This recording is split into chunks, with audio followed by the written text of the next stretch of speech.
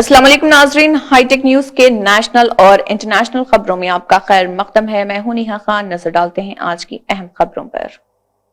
नौजवानों में सट्टेबाजी के बढ़ते रुझान को लेकर सुप्रीम कोर्ट फिक्रमंद है।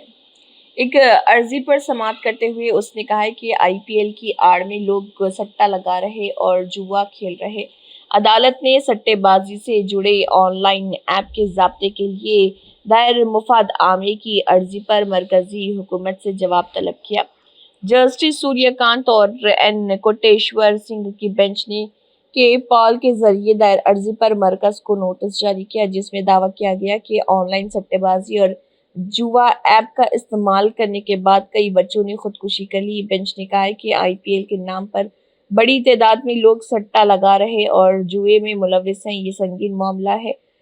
अर्जी दहिंदा ने यह भी इल्जाम लगाया कि कई बाअसर शख्सियात, अदाकार और क्रिकेटर इन ऑनलाइन ऐप की तशहीर कर रहे, जिसकी वजह से बच्चे सट्टेबाजी की तरफ राग़िब हो रहे।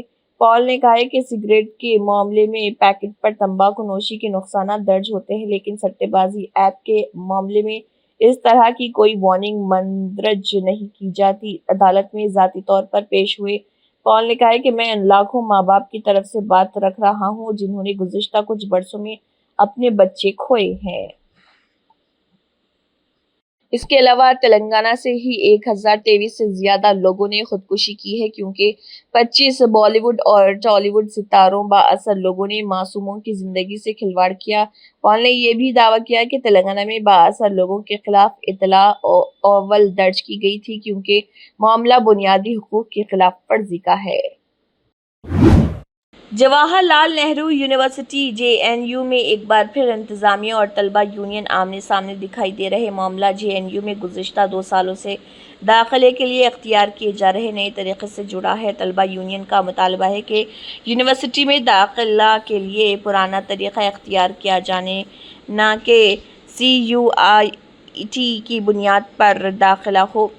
अपने मुतालबे को पुरजोर अंदाज में रखने के मकसद से जेएनयू स्टूडेंट्स यूनियन ने इस मामले में रेफरेंडम कराने का ऐलान भी कर दिया। दरअसल जेएनयू में गुज़िश्ता 2 सालों से दाखिले के लिए नया निज़ाम नाफिज किया गया। इसके तहत जेएनयू के सभी यूजी और पीजी कोर्सेस में दाखिला नेशनल टेस्टिंग एजेंसी की तरफ से मुनक़दा कॉमन यूनिवर्सिटी एंट्रेंस टेस्ट की मेरिट की बुनियाद पर होता है।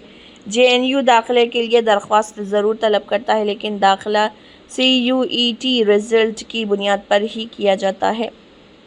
2 साल कबल तक जेएनयू इंतज़ामिया की तरफ से दाखिला इम्तिहानात कराए जाते थे और इसी बुनियाद पर दाखिला होता था। पुराने निज़ाम में सवालनामा भी यूनिवर्सिटी के असातिज़ा ही तैयार किया करते थे। चीन के साथ ट्रेड वॉर में नरमी के बाद अमेरिकी सदर डोनाल्ड ट्रंप अब यूरोपीय यूनियन पर सख्ती करते नजर आ रहे। उन्होंने यूरोपीय यूनियन को मुतनबा किया है कि सभी दरामदात पर 50% टैरिफ लगाया जाएगा। ये तरफी उन्होंने सोशल मीडिया प्लेटफॉर्म ट्रुथ पर जारी करदा पोस्ट में की है। एक पोस्ट में उन्होंने ये भी कहा है कि बैरून ममालिक में मैन्युफैक्चर स्मार्टफोन पर 25% टैरिफ लगाने का इरादा है। अमेरिकी सदर का कहना है कि वो यूरोपीय यूनियन से दरामद अशिया पर चीन के मुकाबले ज़्यादा टैरिफ लगाना चाहते हैं।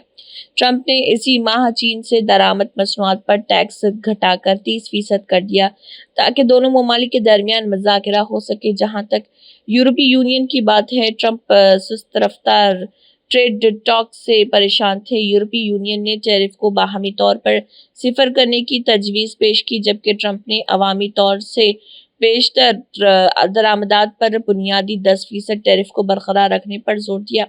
ट्रंप ने ट्रुथ पर जारी पोस्ट में लिखा कि उनके यानी कि यूरोपीय यूनियन साथ हमारी बातचीत के किसी नतीजे पर नहीं पहुंच रही, इसलिए मैं 1 जून 2025 से यूरोपीय यूनियन पर बिलावास्ता 50% टैक्स लगाने की तजवीज़ पेश कर रहा हूँ।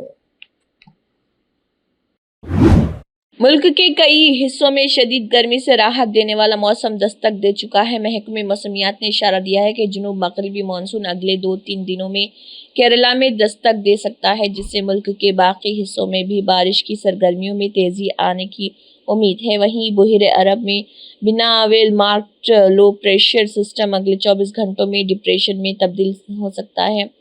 جس سے مغربی ساحلوں پر موسلادھار بارش کا خطرہ بڑھ گیا ہے۔ ادھر دہلی میں بھی شدید گرمی اور لو سے لوگوں کو کچھ دنوں تک راحت ملنے والی ہے۔ محکمہ موسمیات کے مطابق ابھی موسم کا مزاج اسی طرح بدلا رہے گا اور قومی راجدھانی علاقے میں ہلکی بارش ہوئی اور گرج کے ساتھ بجلی گرنے کا امکان ہے۔ مہاراشٹر میں بھی شدید بارش کی پیش گوئی کی گئی ہے۔ وہیں ہماچل پردیش کے 7 ضلعوں میں اگلے کئی دنوں تک طوفان اور اولے گرنے کے امکان کے پیش نظر اورنج الرٹ جاری کیا گیا۔ گزشتہ کچھ دنوں سے دہلی اور آس پاس کے علاقوں میں بارش کے ساتھ طوفان کا اثر بھی دیکھنے کو ملا ہے۔